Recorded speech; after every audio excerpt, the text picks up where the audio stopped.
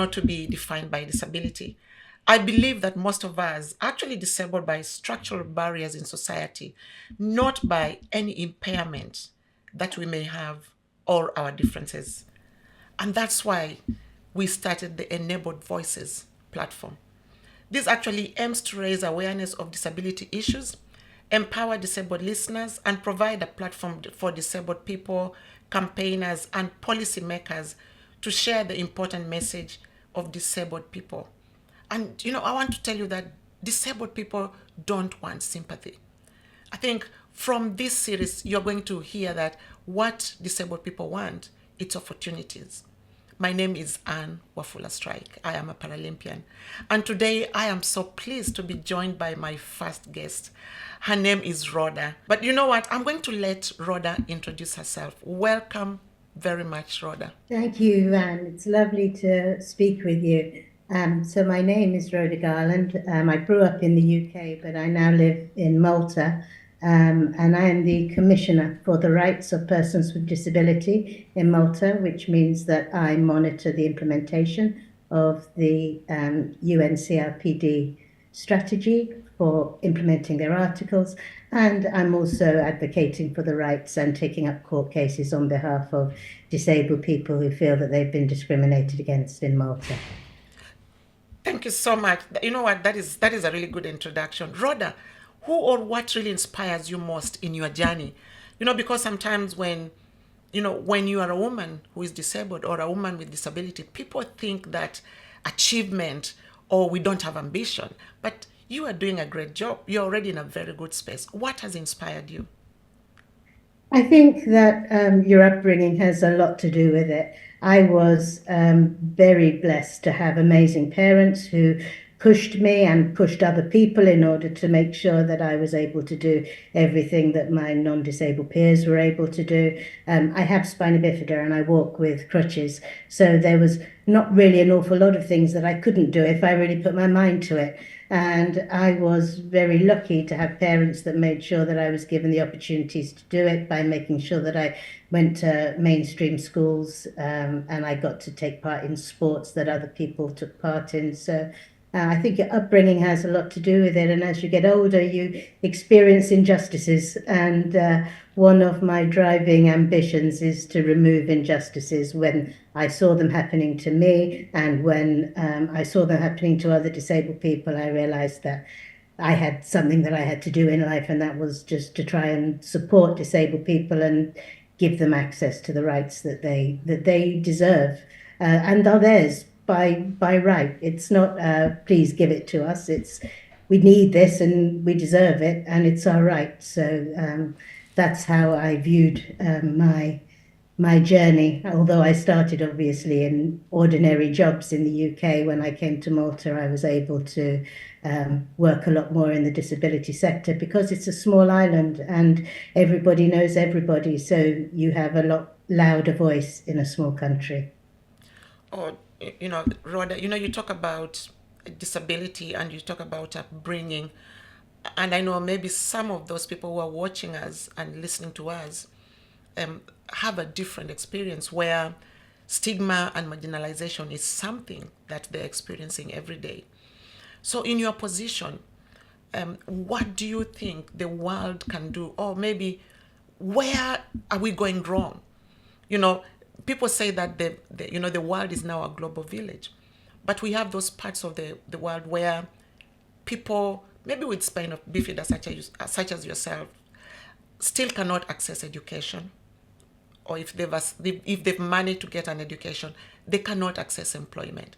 Where do you think we are going wrong? Well, I think it's a quandary for sure. The disability movement has been going since the 1990s, and it's not rocket science. We just have to remove the barriers. And I think that if we can raise awareness with society, to let them realize what the barriers are, because I think half the time the people in charge and the people who make the policies have no idea.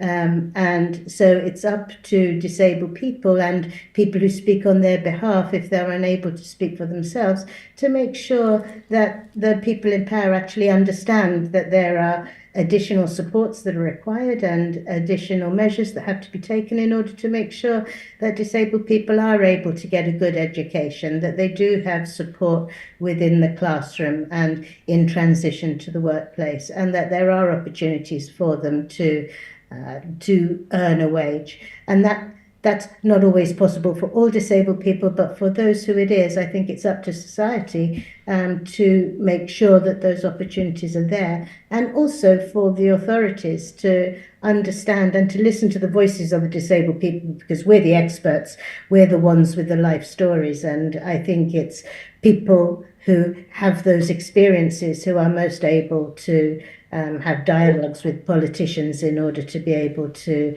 make sure that they are putting the right policies in place. And Rhoda, because both of us are disabled, you know what they say, nothing about us without us. That's what we say. But, Rhoda, you mentioned something about your upbringing, and I think that brings me to to this issue of impacting or creating relationships with family members or those close to us when there's a disability. How did you experience this? How was it sort of like maybe relating with your siblings, or how did your parents take this? Because yours is a disability that you are born with. Yes, I think that having the right set of parents certainly gives you a good start in life. I think that you have to be able to make sure that the people around you understand what the issues are and are able to push on your behalf if you can't do it yourself, in order to make sure that you're able to access the things that you want to do. I think that building relationships, especially with parents for disabled people, can be problematic, because often parents are worried about the disabled children. They tend to overprotect them. They try to wrap them up in cotton wool. And as a result, they end up, when they are older, not necessarily able to speak for themselves or to be able to do the things that they want to do, because they're not used to sort of arguing that they have the right to do it. So I think that in Malta especially, having overprotected parents for people with intellectual impairments is a real problem, and it's something that we face all the time, where we are challenging parents to let their disabled children who have intellectual disabilities actually go out and do something with their lives, rather than sit at home and worry, because you're ruining their lives if you make them sit at home. And I think it's important that whatever impairments you have, that you're able to get out and do the things that your peers do, because otherwise you are stuck at home, and it's not a good place to be. No, I know it's sort of like being behind closed doors and you don't know what is happening in the world. And I think that is the social aspect. And I think sometimes what people don't understand is we had COVID. And when people were told stay at home, people thought that was the end of the world. But this is actually, what I was saying to people, this is so common to some of those people with different disabilities. They hardly get out, and some of them will get a little bit of support just to go out, maybe to the center, and then be able to come back home. But when we talk about the, people living with disabilities in low and middle income countries, it is so disturbing. Sometimes you find those with disabilities completely hidden behind. It's like sometimes even the neighborhood don't know that there's a disabled person there. And I think, to me, Rhoda, we are in we are in the West, where Yes. we can sort of say we'll get on a bus, or a friend will come, or we'll use Zoom, we'll use this kind of technology to communicate with others. What do you want to say to those people who are advocating for disability rights in these low and middle income countries? I think that the West being able to support these countries, and the disability sector in the West being able to support these countries, is really important. I've attended conferences about women with disabilities in places like Nepal, where there have been people from India, people from the global south in America, who really don't have the same opportunities.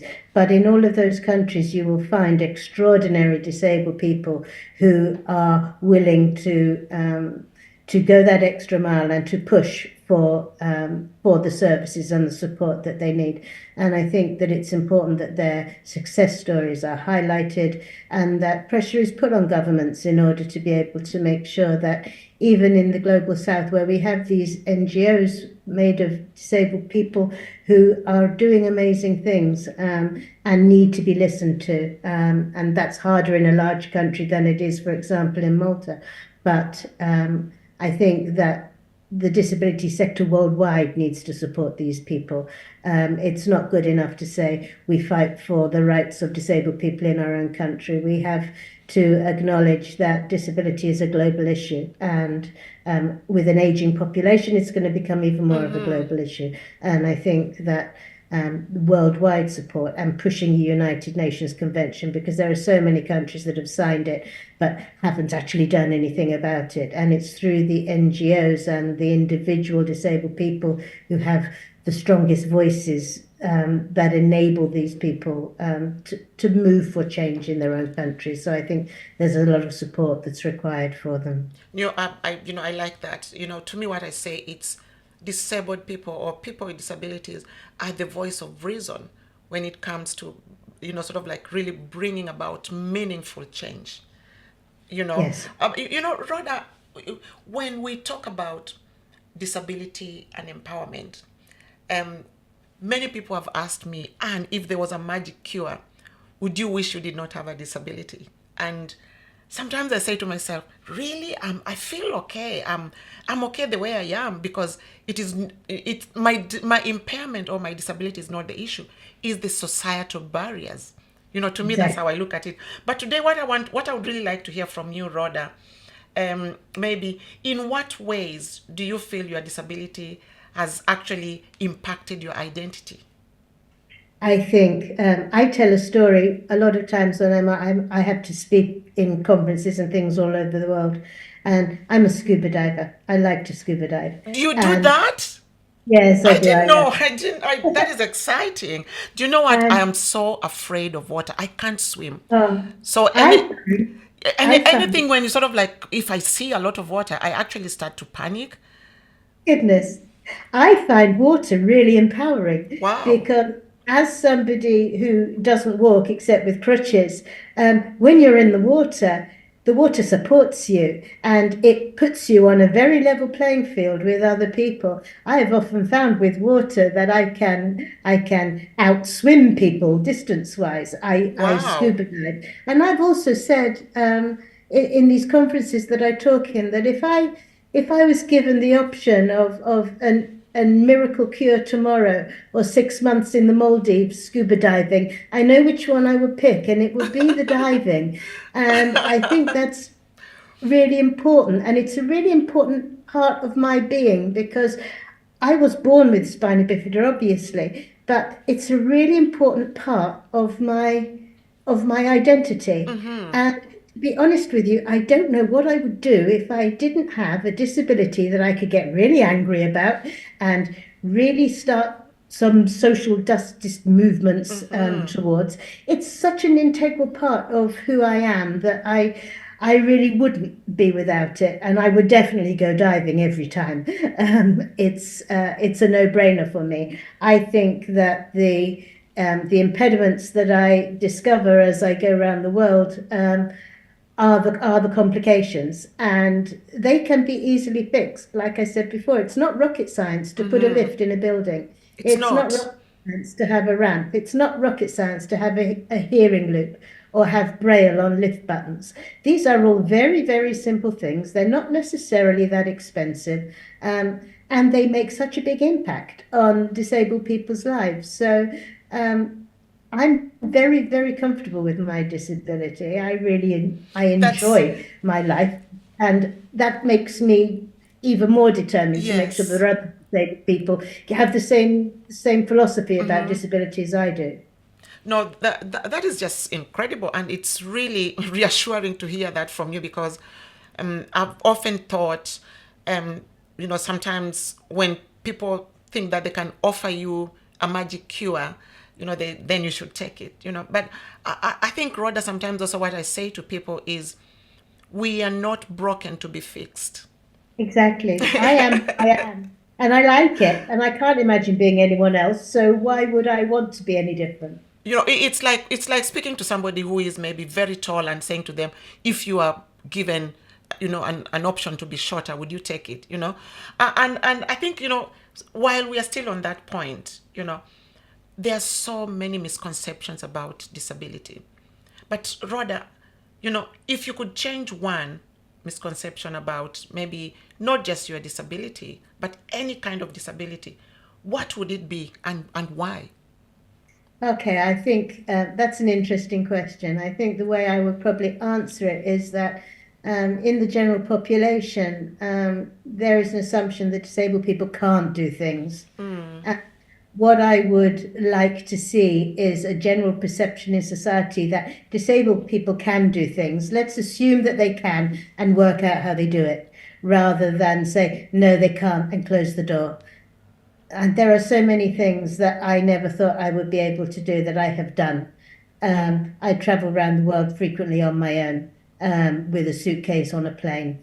I have ridden horses. I learnt to scuba dive. I have gone up mountains. There are lots of things that people said, no, you can't do that, Rhoda. It's not possible. And I say, well, I will find a way because, and it's even small things in life. I have a washing line in my backyard, which is 2 foot taller than I am. And so I have to find a way of hanging my bed sheets on my washing line. Now, please give us a secret. What Way is the of doing way? it. How do you do that, Rhoda? Give us this. Just give us that secret. How do you do that? Well, I at first I scrunch the bed sheet up so that it's longwise and it's a bit pleated on my shoulder, and then I hurl it from the front to the back so that one part of the sheet goes over the line, and then I spend about quarter of an hour persuading one bit to go one way and another bit to go another way. And sometimes it doesn't work and the bed sheet falls on the floor and I swear and I put it back in the washing machine.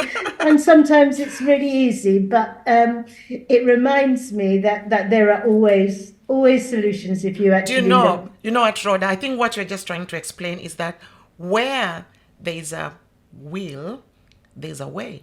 And Absolutely. yeah, and also what you're saying is actually disability does not mean inability.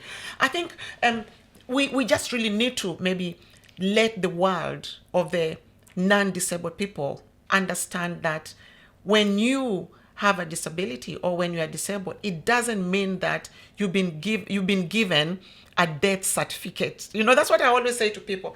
Yes. Sometimes when your life changes, or you suddenly lose the use of your legs, or you get, maybe because of illness or an accident, people always think that life has stopped. But I think what you're just trying to tell us, really, Rhoda, is that there is life after disability, Absolutely. and not just life, but there's full life after Yes. disability, which is incredible. And I think maybe to the listeners and the viewers, I think maybe what I would like you, Rhoda, to do is maybe just to tell us, as we sort of like near towards the end of this conversation, what are your hopes for the future regarding disability rights and representation? So I think that disabled people are the experts in disability. That's essential. I think that when you have disabled people leading organizations that are related to disabled people, it means that the information that's being given to the authorities is the correct information because it's being based on disabled people's experiences, and they are able to think of the little tweaks that you need to add and things like that. So having disabled people in leadership positions is really important.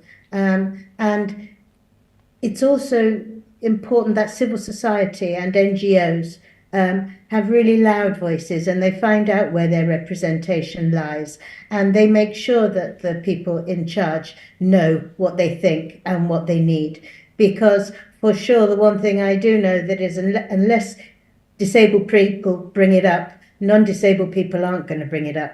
So if there are things that need to be done, then I really think the onus is on disabled people to speak for themselves to make sure that they get the right solutions, because too often there are solutions that are provided by authorities with really good intentions, but are totally inadequate because they completely miss the small details that disabled people know about in order to be able to make solutions that are really good and inclusive.